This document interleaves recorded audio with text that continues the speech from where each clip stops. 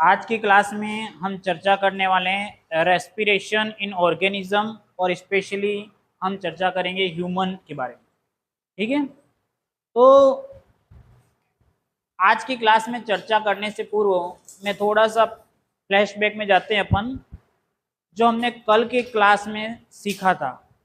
क्या सीखा था हमने?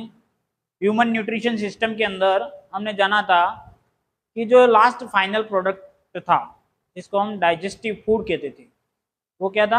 ग्लूकोज। वो स्मॉल इंटेस्टाइन के अंदर क्या हो गया था? एब्जॉर्ब हो चुका था। और इस स्मॉल इंटेस्टाइन में एब्जॉर्ब होने के बाद में वो कहाँ पहुंच गया था? सेल के अंदर। तो आज की क्लास में हम जानेंगे कि जो ऑक्सीजन है रेस्पिरेटरी सिस्टम के तहत, ऑक्सीजन जो है वो सेल तक कैसे पहुंचेगा, उसका पूरा रोड मैप आज की क्लास में हम जानेंगे।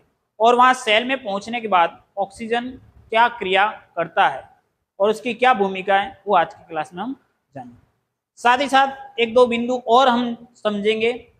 एक तो हमको थकान क्यों लगती है, जब भी हम कोई काम करते हैं थकान क्यों लगती है, उसके बारे में भी स्पष्टीकरण आज के इस क्लास में आपको मिलेगा।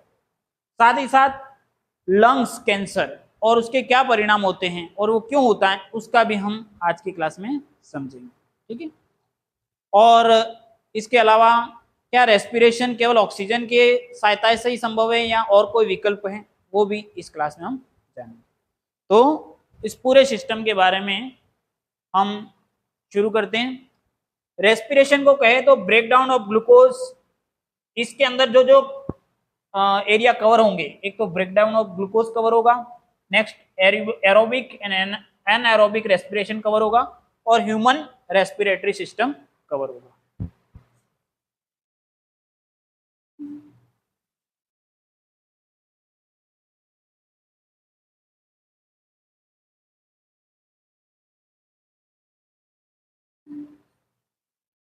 सबसे पहले बात कर लेते हैं रेस्पिरेशन के अंदर डेफिनेशन। रेस्पिरेशन की डेफिनेशन क्या है?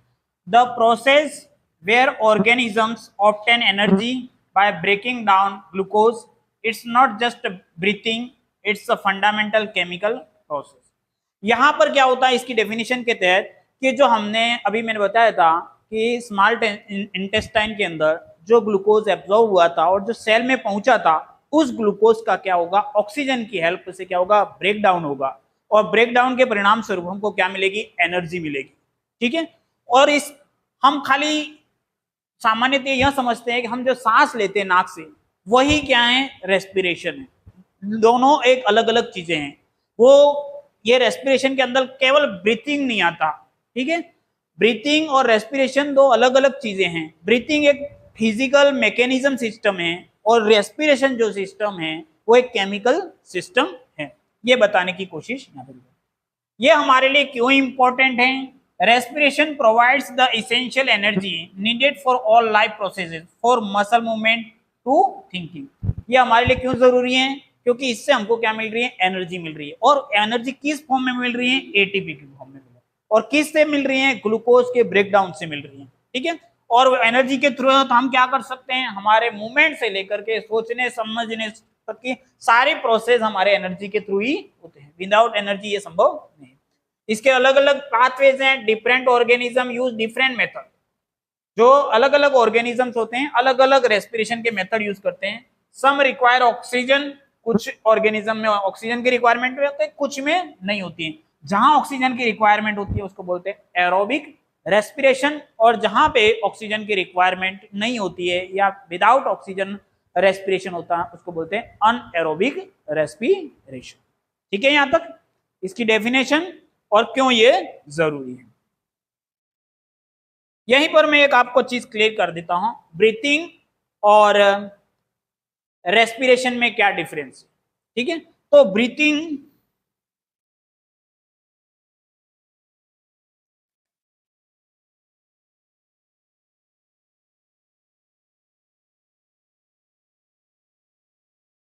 और इन दोनों में क्या डिफरेंस?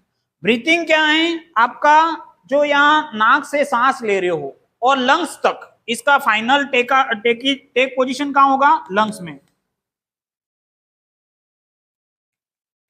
लंग्स में यहां पे ये स्टॉप होगा। और ये क्या है, फिजिकल मैकेनिज्म है।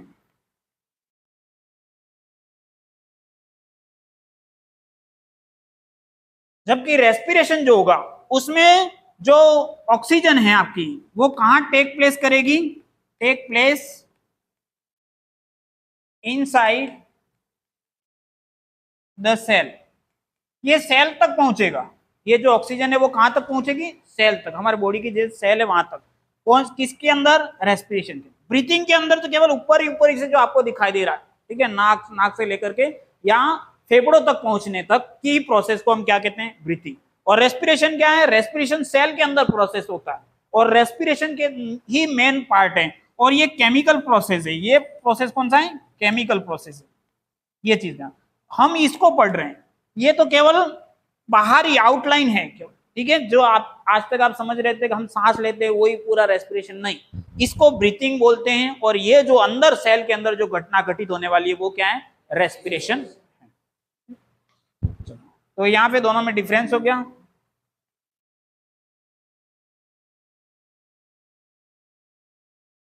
अब हमारे जैसे सिलेबस में और बुक में जो एक्सपेरिमेंट दे रखा है वो हम देख लेते हैं। एनसीईआरटी में दे रखा है, आपको क्या करना है, in activity 5.3 observe the presence of carbon dioxide in excelled air through a simple experiment using lime water calcium hydroxide. Lime water का फार्मूला क्या होता है, पढ़ा रखा है मैंने तुमको, Ca कैल्शियम हाइड्रोक्साइड, ठीक है। Blow air through a straw into a test tube containing lime water. आपके पास में लाइम वाटर होगा, उसके अंदर आप क्या करोगा, एयर को आप अंदर इंसर्ट कराओ, ठीक है। The lime water turns milky, जो लाइम वाटर क्या हो जाएगा, दूध दिया हो जाएगा, दिया दूध के कलर का हो जाएगा। वो इंडिकेशन देगा, indicate the presence of carbon dioxide, CO2 इसके अंदर उपस्थित है, ये प्रेजेंट है। जैसे एयर जाती है, एयर के अंदर CO2 रहेगा और CO2 जाएगा तो ये क्या हो जाएगा, मिल्की हो जाएगा। Second, pass air that has passed through your lungs exhaled air into another test tube with lime. हमारे जो नाक से जो CO2 निकलता है एक्सेलेशन प्रोसेस के, हमारे नाक के अंदर क्या है, दो प्रोसेस हो रहा है, एक इनहेल और एक एक्सेल, है ना। तो एक्सेल के अंदर हमारे क्या है, CO2 बाहर आती है और इनहेल के अंदर ऑक्सीजन अंदर जाती है। तो जब हमें एक्सेल कर रहे हैं CO2 को, उस CO2 को भी हम अगर इसके अंदर सप्लाई करते हैं तो भी ये क्या हो जाता है, मिल्की हो जाता है। कौन, लाइम वाटर, ठीक है। और इसके बाद में हमको ऑब्जर्वेशन क्या है, the lime water turns milky much faster this time. अब की बार क्या है, तेज गति से वो क्या हो जाएगा, मिल्की कन्वर्ट हो जाएगा। एक तो आप डायरेक्ट एयर को डालोगे तो वो धीरे धीरे से होगा, लेकिन हमारे नाक से जो CO2 निकल रहा है उससे अगर डालेंगे तो वो क्या है, बहुत तेज गति से, क्योंकि CO2 ज्यादा मात्रा में है और एयर में उसकी कंसेंट्रेशन क्या है, कम है। तो इसलिए ये जो हमारे नाक से जो CO2 आ रहा है वो क्विकर मेथड होगा आपका। चलो, तो ये हमारे एक्सेल के अंदर CO2 निकल रही है, इसको क्या कर रहा है, कंफर्म कर रहा है या उसकी पुष्टि कर रहा है।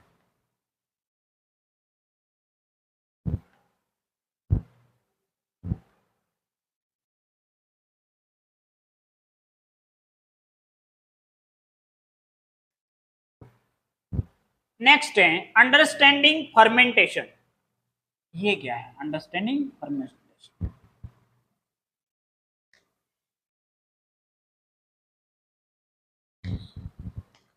अंडरस्टैंडिंग फर्मेंटेशन एग्जांपल है आपका अनएरोबिक रेस्पिरेशन। अनएरोबिक रेस्पिरेशन मतलब बिना ऑक्सीजन के जो रेस्पिरेशन होता है उसको बोलते हैं अनएरोबिक रेस्पिरेशन, है ना। तो इसके अंदर बहुत सारे ऑर्गेनिज्म ऐसे हैं जो बिना ऑक्सीजन के भी रेस्पिरेशन प्रोसेस को करते हैं। वो कैसे होता है उसका एक एक्सपेरिमेंट दे रखा है, और जो फर्मेंटेशन है वो इसका सबसे सरल या सबसे जाना पहचाना एग्जाम्पल है, ठीक है। Fermentation is a crucial anaerobic process that many organisms use to generate energy in the absence of oxygen, ठीक है। एक्सपेरिमेंट क्या होगा, सेटअप मिक्स फ्रूट जूस, आपके फलों का जो जूस आता है उसको क्या करना है, विथ सम यीस्ट, यीस्ट के साथ में क्या करना है, मिक्स कर देना है। Process, connect the flask containing the mixture to a test tube with lime water. अब इस फ्लास्क को, जैसे हमने यहाँ पे क्या है, ये जूस है, मिक्स फ्रूट का जूस है, उसके अंदर को फिर आगे किससे कनेक्ट कर दिया है, लाइम वाटर से, ठीक है, COOH का ओल्ट्राइज से कनेक्ट कर दिया।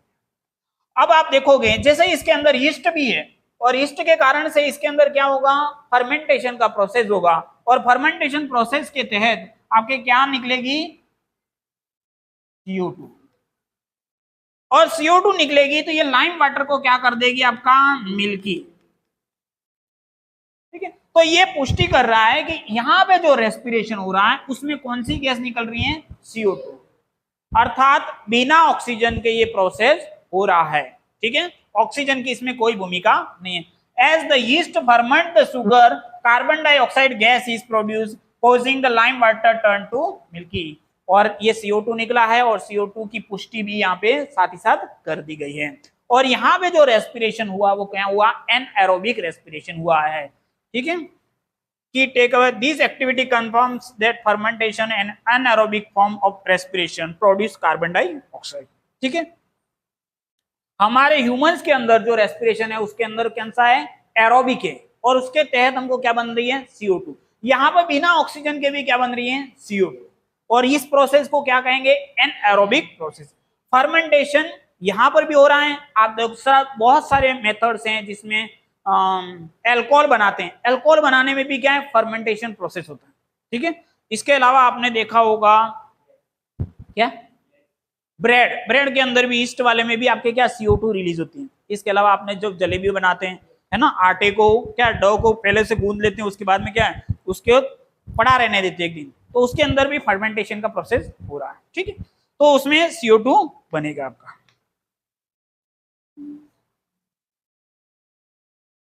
ब्रेड, यहाँ पे दे रखा bread, yeast fermentation produces CO2 that makes bread, Dove, rice. Beverages, fermentation is essential for producing alcoholic drink with wine and beer। alcoholic drink बनाने के लिए भी फर्मेंटेशन जरूरी है और फर्मेंटेशन में आपका क्या बनेगा, CO2।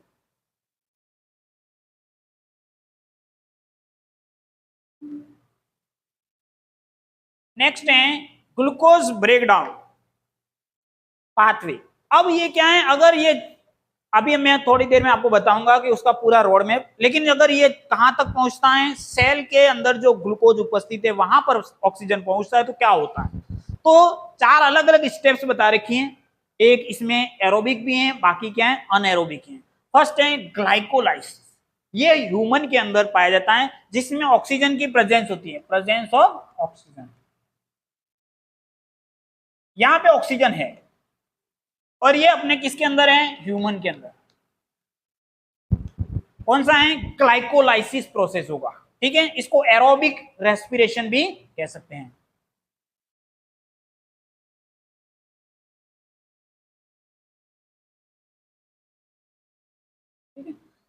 अब ये कहां पे होगा, साइटोप्लाज्म, सेल के अंदर भी हम जानते हैं। ठीक है, सेल के अंदर एक न्यूक्लियाई होता है, न्यूक्लियस होता है अंदर, और इसके अंदर ये क्या है, ये जो सारा लिक्विड है वो क्या है, साइटोप्लाज्म।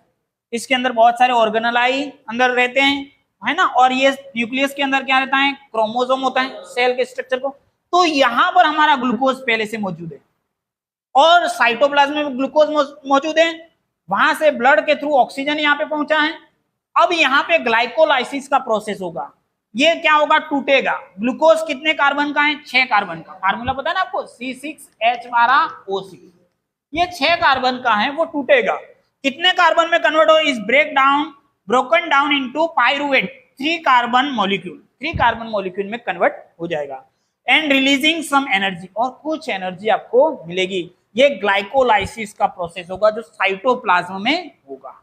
आधा ही पार्ट हुआ है अभी रेस्पिरेशन का, और आधा पार्ट जो है वो कहां जाएगा, माइटोकॉन्ड्रिया में जाएगा।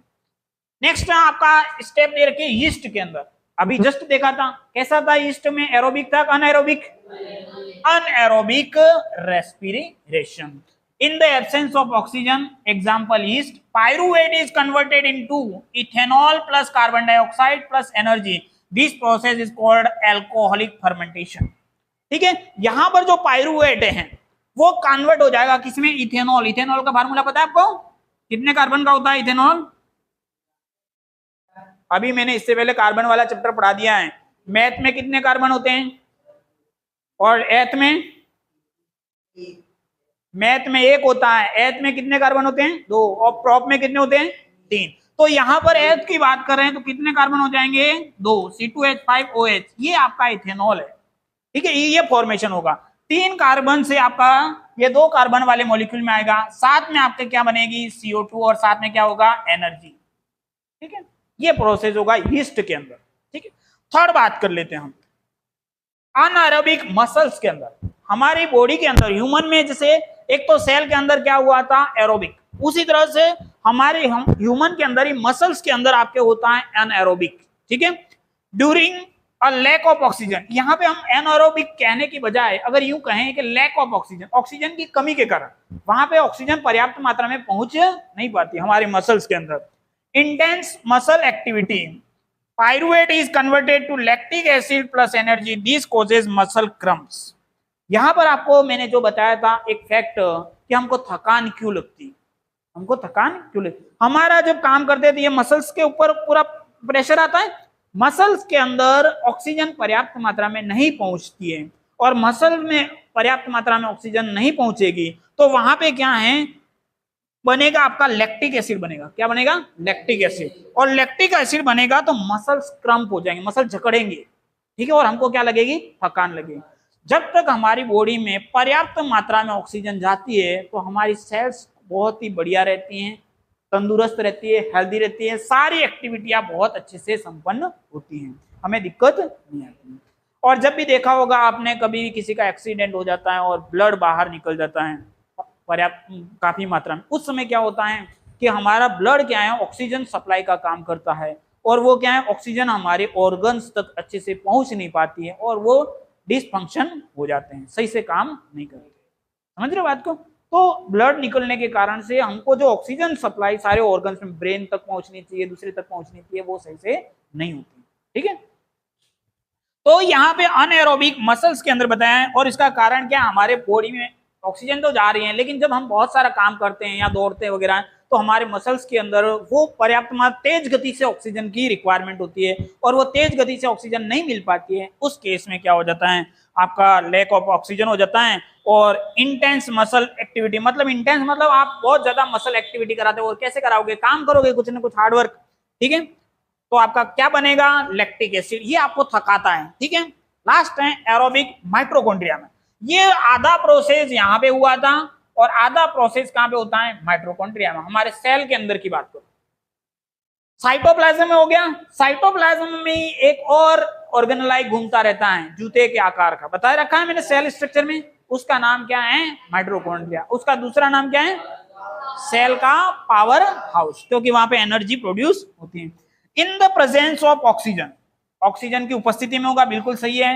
In most organism pyruvate enter the mitochondria and it's completely broken down into carbon dioxide plus water, a large amount of energy.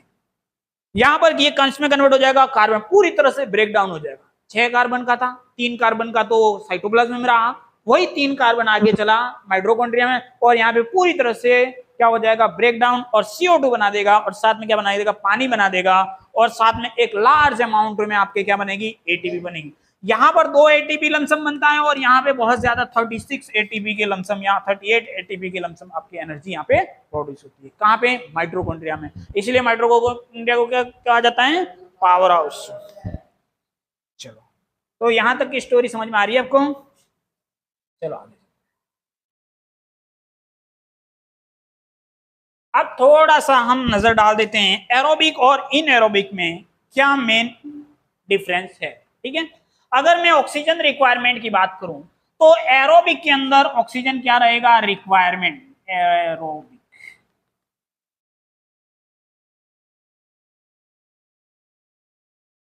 Anaerobic, ठीक है, यहाँ पे ऑक्सीजन की क्या है? रिक्वायरमेंट है। यहाँ पे क्या है? Does not require oxygen. Completely break down हो जाएगा, ग्लूकोज का क्या हो जाएगा? Completely break down. यहाँ पे कंप्लीटली ब्रेक डाउन नहीं होगा, इनकम्प्लीट ब्रेक डाउन होगा। क्या बन जाएगा आपका? मैंने अभी थोड़ी देर पहले बताया था, यीस्ट में क्या बना था? CO2 बना था, साथ में एक और बना था C2H5OH, जिसको क्या कहते हैं? एल्कोहल। एल्कोहल बना था यीस्ट के अंदर, बना था ना, और साथ में CO2। तो ये 2 कार्बन तक आया, 3 कार्बन से 2 कार्बन तक आया, पूरी तरह से ब्रेक डाउन नहीं हुआ।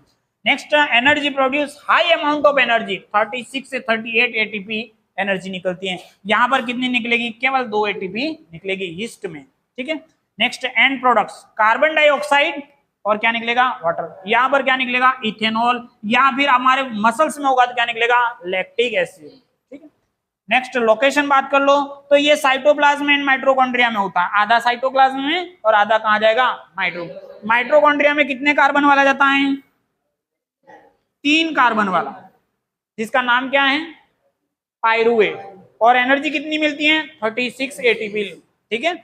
और ये कहां होता है, एनारोबिक साइटोप्लाज्म में होता है। It muscle cramps after strenuous exercise are often caused by the buildup of lactic acid due to temporary anaerobic respiration when oxygen supply can't keep up with demand.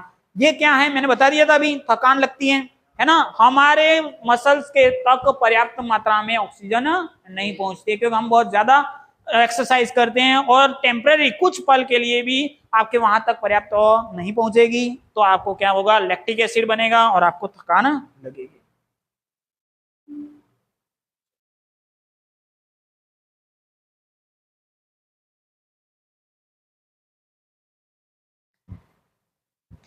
Next है हमारा ATP. ये क्या है, energy. Science की language में energy को क्या बोला जाता है, एटीपी। और ATP the energy currency of the cell.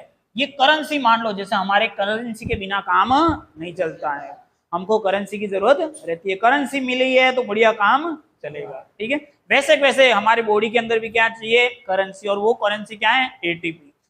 ATP और इसका दूसरा पूरा नाम क्या हो जाएगा, एडिनोसिन ट्राइफॉस्फेट।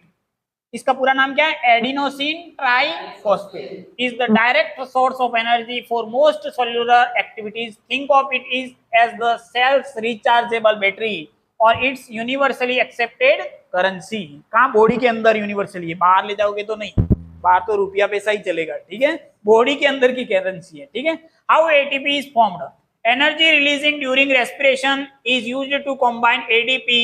एडीपी जो होता है, वहां पे टी था, यहाँ पे डी है, तो इसका नाम हो जाएगा डाइफॉस्फेट, और उसका नाम क्या हो जाएगा, ट्राइफॉस्फेट। टी से ट्राई और डी से डाई, तो यहाँ आगे एडिनोसिन तो बराबर है, दोनों के लिए कॉमन रहेगा, एडिनोसिन डाइफॉस्फेट, उसमें एक फॉस्फेट और ऐड कर दो तो आपका जो एनर्जी बनेगा वो क्या हो जाएगा, एटीपी। क्या बनेगा, ATP.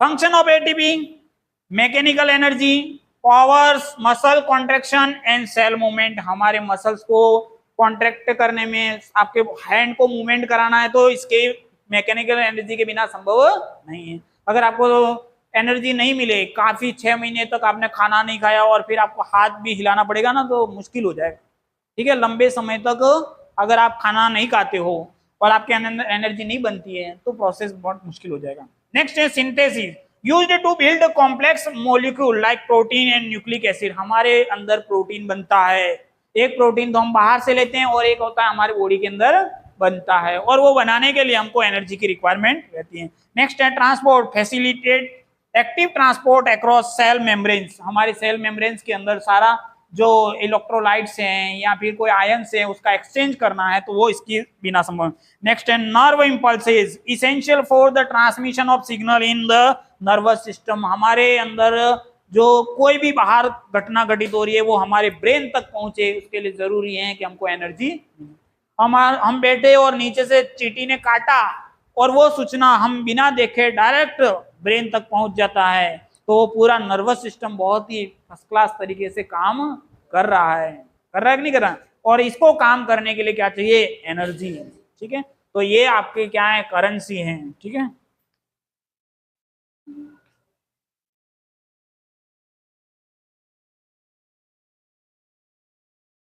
The human respiration system.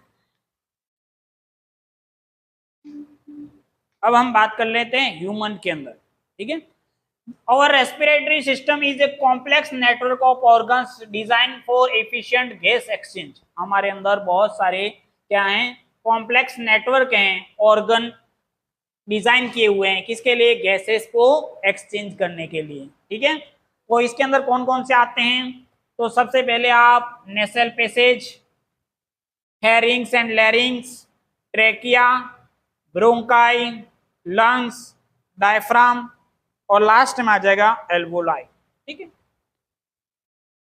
मैं यहाँ पे आपको बता देता हूँ रोड मैप। ठीक है,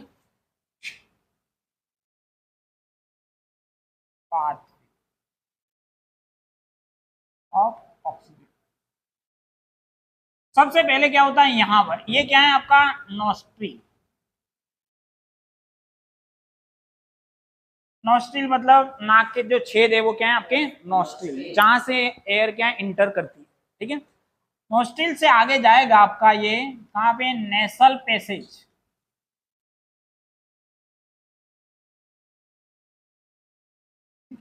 ये जो यहाँ पे नाक के अंदर का जो पैसेज है, ठीक है, यहाँ पे जो जगह है वो क्या है नेसल पैसेज। इसके आगे आएगी आपकी नेसल कैविटी। क्या आता है नेसल कैविटी, एक छोटा सा स्पेस है जहां पे इसके आगे, ठीक है, उसको बोलते हैं नेसल कैविटी। नेसल कैविटी आगे जुड़ी रहेगी आपका फेरिंग से। फेरिंग,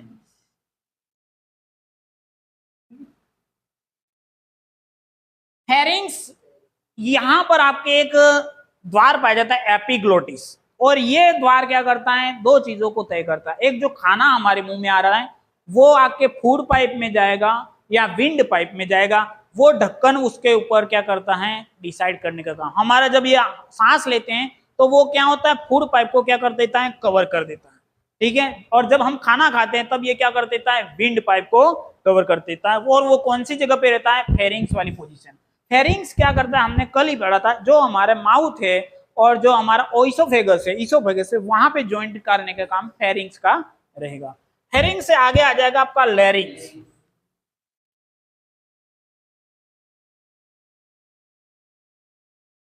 लैरिंग्स क्या है आपका, लैरिंग्स आपका साउंड बॉक्स, यहां पर देख लिया ये एप्पल, ये इसको एडम्स एप्पल भी कहते हैं, एडम्स एप्पल कहते हैं ना, वो वाला पार्ट जो जिसको साउंड बॉक्स भी कहा जाता है। ठीक है, यहां से passage way for air and voice box, voice box भी नाम है। ठीक है, नेक्स्ट आगे आ जाएगा ये वाला पार्ट। ठीक है, ये क्या है आपका ट्रेकिया। क्या है ट्रेकिया, जो मेन पाइप है जो आगे गैस को सप्लाई करने का काम कर रहा है। ट्रेकिया आगे तो ये ब्रांच से जुड़ा रहता है जिसका नाम है ब्रोंकाई। क्या नाम है, ब्रोंकाई। ब्रोंकाई फिर आगे चल करके छोटी छोटी ब्रांचेस इसके अंदर डिवाइड हो जाएगा, उसको क्या कहेंगे ब्रोंकियोल्स। नहीं, इसके पहले अपन ले लेते हैं लंग्स। क्या ले लेंगे लंग्स, और लंग्स के अंदर जाकर के ये क्या चला जाएगा ब्रोंकियोल्स, और ब्रोंकियोल से चलता हुआ ये कहा जाएगा यहां पर आपके एयर बबल्स लाइक स्ट्रक्चर देगी जिसको कहते हैं अल्वेलाई, अल्वियोलाई। ये पूरा उसका रोड मैप है, समझ में आया।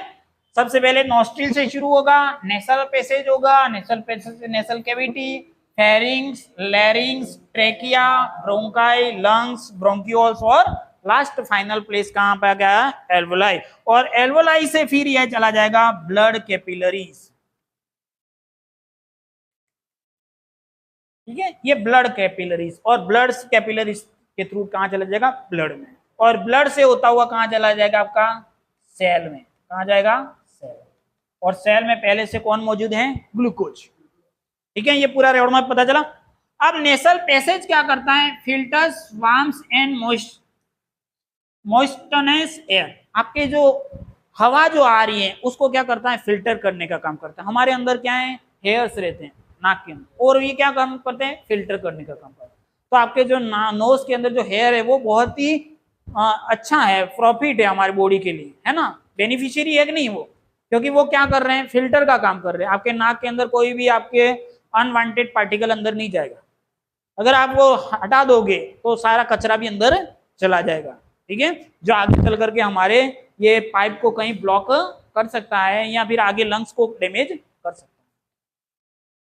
Hering's and लैरिंग्स passage way for air and voice box, यहां से हवा गुजरती है, और जब हम बोलते हैं तब यहाँ जो साउंड बॉक्स हैं उसके अंदर क्या होता है, वाइब्रेशन होता है और हमारे क्या निकलती है, साउंड निकल, जो एयर जा रही है हमारे अंदर वही एयर के थ्रू ही आपका क्या होगा, साउंड प्रोड्यूस होगा। नेक्स्ट है ट्रेकिया, ये आपका बड़ी ट्यूब है, सबसे पहली ट्यूब जो है वो क्या हो गया, trachea, carries air to the lungs. Bronchi, two tubes branching into the lungs, ये टू ट्यूब्स जो ब्रांचिंग हो रही हैं उसको क्या कहते हैं, ब्रोंकाई, ठीक है।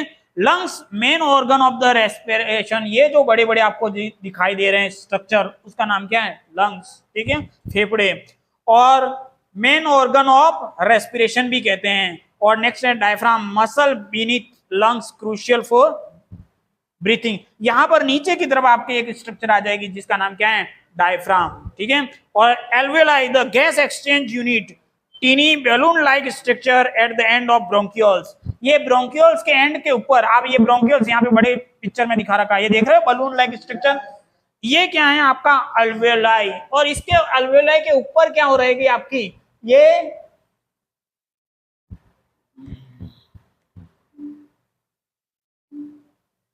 इसके ऊपर आपकी ये ब्लड कैपिलरी इस तरह से क्या होती है, ऊपर पूरी तरह से पैक्ड रहती है, इसको पूरी तरह से क्या कर देती है, घेर लेती है। और जो ब्लड कैपिलरीज होती है उसकी जो लेयर है या फिर उसकी जो कवरिंग है वो बहुत थीन होती है, उसकी थीन होती है, इस कारण से यहाँ पे क्या होता है, गैसेस का क्या होता है, एक्सचेंज हो जाता है, क्योंकि वो जो लेयर है वो इतनी थीन है कि आसानी से गैस क्या हो जाएगी, आर पार जा सकती है। तो यहां तक का प्रोसेस आपको पूरा पता चल गया, पूरा रोड मैप पता चल गया कैसे हमारे अंदर ये ऑक्सीजन आगे फॉरवर्ड होती है। चलो next,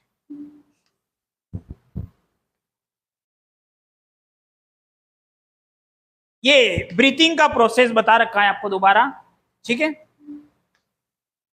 mechanism of breathing, inhalation and exhalation. अब इनहेलेशन ब्रीथिंग इन और ब्रीथ आउट, ब्रीथिंग आउट, इसके अंदर क्या होता है हमारी बॉडी के अंदर, तो ribs move upward and outward, हम जब सांस लेते हैं तो हमारा चेस्ट क्या होता है, फूलता है, फूलता है, तो आपके क्या होते हैं, रिब्स मूव अपवर्ड, अपवर्ड की तरफ आते हैं और आप बाहर की तरफ आते हैं, इस तरफ ऊपर की तरफ आते हैं और चेस्ट क्या फूलता है, अप आउटवर्ड, ठीक है।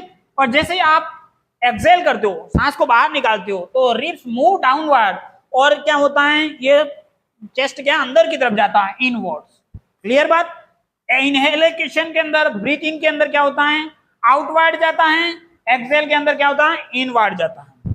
डायफ्राम क्या होता है, डायफ्राम जो होता है वो नीचे की तरफ जाता है, मूव डाउनवर्ड, उससे क्या होता है, बड़ा सा आपका क्या बनेगा, सैक बनेगा, उसके अंदर क्या है, ज्यादा से मैक्सिमम अमाउंट में क्या होगी, एनर्जी अंदर, ऑक्सीजन अंदर स्टोर होगी, ठीक है। और यहाँ पे डायफ्राम रिलैक्स होगा एंड मूव अपवर्ड, ये वापिस अपनी पोजीशन पे आ जाएगा, कब, एक्सेल की पोजीशन में। और इस समय क्या है, अब इसको छोटा होना है, छोटा क्यों होना है, क्योंकि ऑक्सीजन किसको बाहर निकालना है, CO2, और अंदर क्या होता है, ब्रीथ इन के अंदर ऑक्सीजन अंदर आता है और एक्सेल में क्या होता है, CO2 बाहर जाता है, समझ रहे हो बात को। चेस्ट कैविटी वॉल्यूम इंक्रीजेस, कब, जब इनहेल कर रहे हो तब क्या होता है, चेस्ट का वॉल्यूम क्या है, बढ़ जाएगा, मतलब ये जो थैला है आपका, जो चेस्ट वाले जो कैविटी है वो क्या हो जाएगी, बढ़ जाएगी, कब, जब आप इनहेल कर रहे हो या फिर सांस अंदर ले रहे हो। और जब एक्सेल कर रहे हो तब क्या होता है, चेस्ट वॉल्यूम डिक्रीज है, क्योंकि उसको दबाया जाता है, दबाया जाता है तभी तो वो बाहर आता है, और इस समय क्या होता है, जो सैक है वो क्या हो जाएगा, छोटा हो जाएगा। Air pressure inside lungs decreases, क्योंकि वॉल्यूम बड़ा है तो एयर का प्रेशर क्या हो जाएगा, कम हो जाएगा, और यहाँ पर air pressure inside lungs increase, क्योंकि दबा दिया जाएगा तो एयर का जो प्रेशर है वो क्या हो जाएगा, बढ़ जाएगा।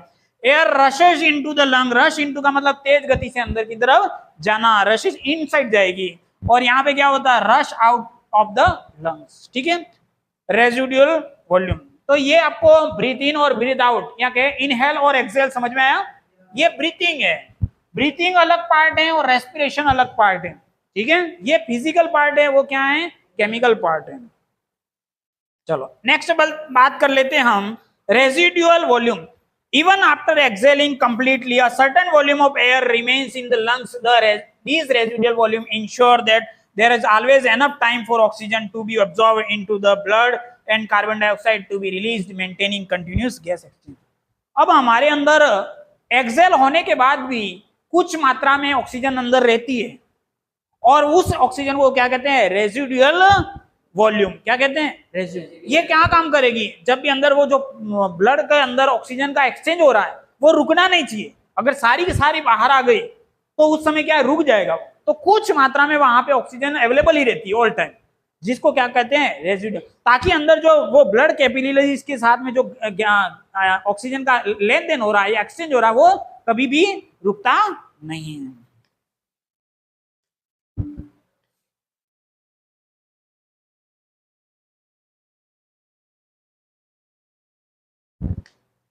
चलो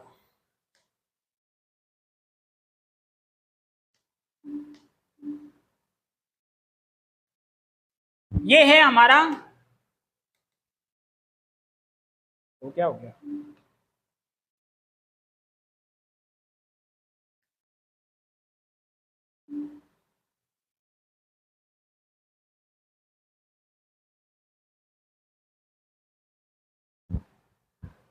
हाँ।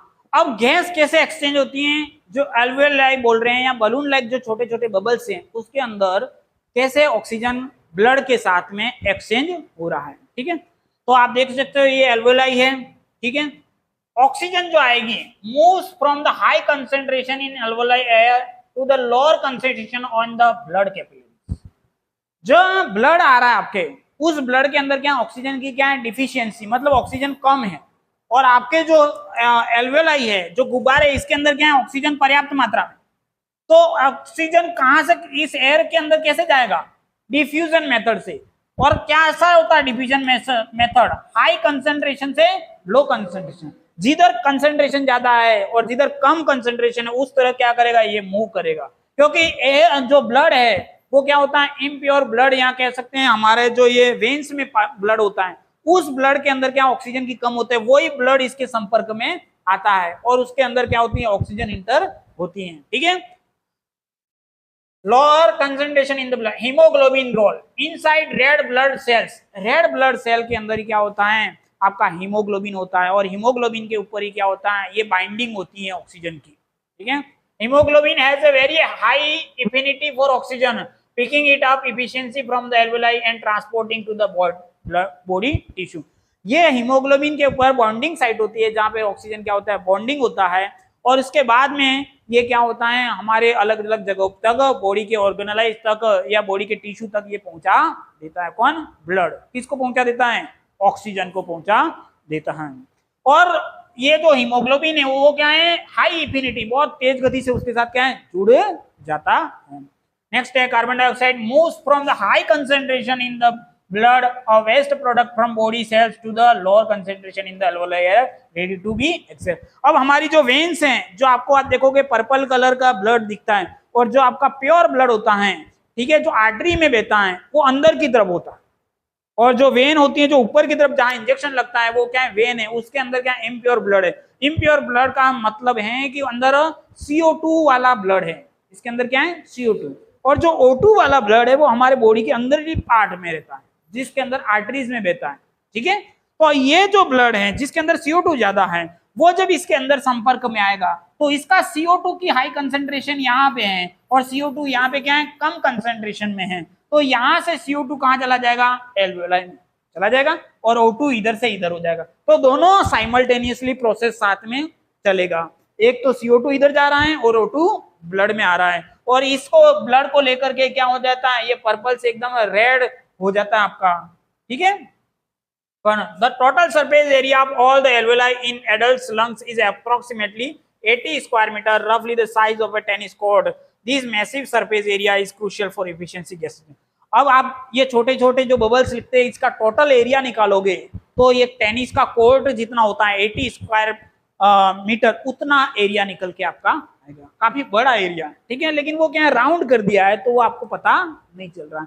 इसमें सारा प्रोसेस क्या होता है, गैसेस का एक्सचेंज होता है। ठीक है, और ये जो कैपिलरीज है वो थिन, उनकी जो लेयर होती हैं वो क्या होती है, यहाँ जो सेल मेम्ब्रेन है वो क्या है, बहुत थिन होती है, तो आसानी से गैसेस का क्या हो जाता है, एक्सचेंज होता है। और एक्सचेंज कौन से मेथड से होता है, डिफ्यूजन मेथड से। कौन से मेथड से होता है, डिफ्यूजन। यहां तक समझ में आया।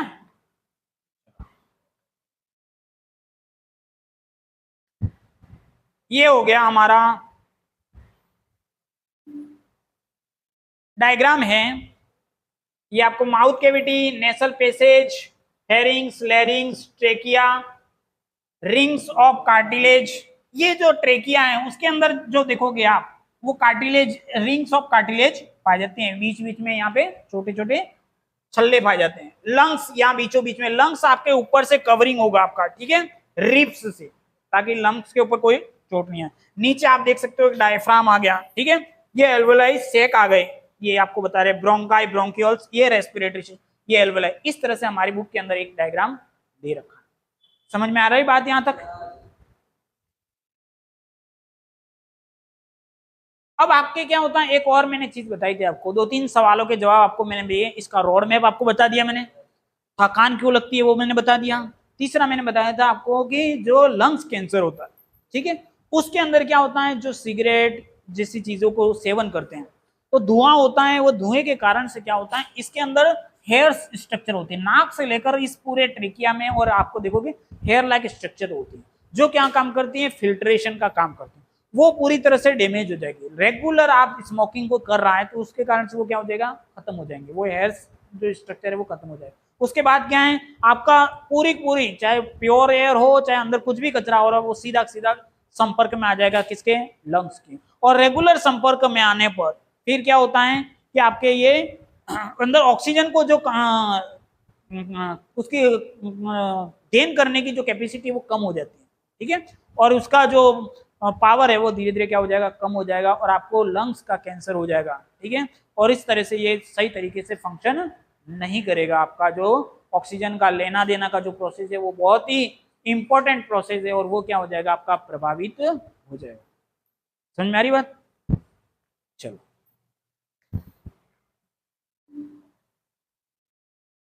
ये जो बता रखा था आपको साइटोप्लाज्म के अंदर, ये एक छोटा सा आउटलाइन हमारी बुक के अंदर दे रखा है। ग्लूकोज जो 6 कार्बन का है, साइटोप्लाज्म में 3 कार्बन में कन्वर्ट हो जाएगा। फिर ये 3 कार्बन वाला माइटोकॉन्ड्रिया में जाता है, CO2 वाटर और एनर्जी बना देता है। अगर मसल में जाता है तो लैक्टिक एसिड और 3 कार्बन मॉलिक्यूल बन जाएगा। लैक्टिक एसिड कितने कार्बन का है, 3। और अगर यीस्ट में होगा तो कितने कार्बन का बन जाएगा, 2 कार्बन का। इस तरह से हमने आज रेस्पिरेशन का पूरा प्रोसेस देखा ना। तो आपको बहुत सारी चीजें पता चली होंगी कि हमारे नाक के अंदर जो बाल है उसका क्या रोल है, हमारे लंग्स कैंसर के लिए कौन जिम्मेदार है, हमारे अंदर ऑक्सीजन कैसे सेल तक पहुंचती है, रेस्पिरेशन और ब्रीथिंग के अंदर क्या डिफरेंस है ना, और इनहेल प्रोसेस के अंदर हमारी चेस्ट के अंदर किस तरह से वो चेस्ट अंदर फूलता है, और एक्सेल में किस तरह से वो प्रोसेस होता है, वो सारी चीजें हमने आज के अंदर समझी, ठीक है। और जो हमने इससे पहले ह्यूमन न्यूट्रिशन में पढ़ा था, स्मॉल इंटेस्टाइन से जो डाइजेस्टिव फूड ग्लूकोज हमारे सेल में पहुंचा था, उस सेल को किस तरह से ब्रेक डाउन किया और किस तरह से एटीपी जनरेट हुई। एटीपी कहाँ जनरेट हुई, मोस्ट ऑफ माइटोकॉन्ड्रिया में, और एक 2 एटीपी कहाँ जनरेट हुई, साइटोप्लाज्म। और एटीपी एनर्जी बहुत रिक्वायरमेंट है हमारी बॉडी के लिए, थिंकिंग से लेकर के सारे मैकेनिकल वर्क करने के लिए बहुत जरूरी है। तो आज के इस टॉपिक को आप अच्छी तरह से समझ गए होंगे। कोई डाउट है आपको? तो आज का सेशन हम यहीं खत्म करते हैं। कोई डाउट है तो आप मेरे को पूछ सकते हो। नेक्स्ट क्लास में हम ट्रांसपोर्टेशन नेक्स्ट चैप्टर को पढ़ेंगे, ठीक है।